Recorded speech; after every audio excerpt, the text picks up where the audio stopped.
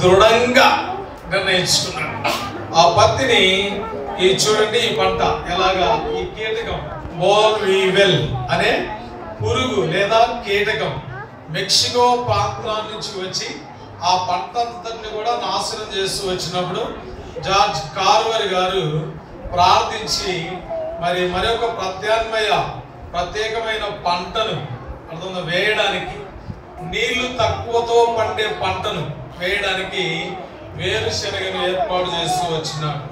ఆ సందర్భాలలో George Carver గారు కొన్ని ప్రయోగశాలలు నిర్మించి ఆ ప్రయోగశాలలోకి వెళ్ళి తాను ఆ వేరుశనగ గురించి ఏమేమి చేయొచ్చు అని ప్రభువుని అడిగి ఒక వేరుశనగ పంట వేయడానికి ఆ ప్రయోగశాలలో, ఆ రసాయనశాలలో తాను ప్రయోగిస్తూ ఉన్నప్పుడు అనేక మందిని ఆ షాప్లోనికి, ఆ ప్రయోగశాలలోనికి ఆహ్వానించినప్పుడు దానికి ఒక పేరు పెట్టాడు. ఆ ప్రయోగశాలకు ఏం పేరు పెట్టాడంటే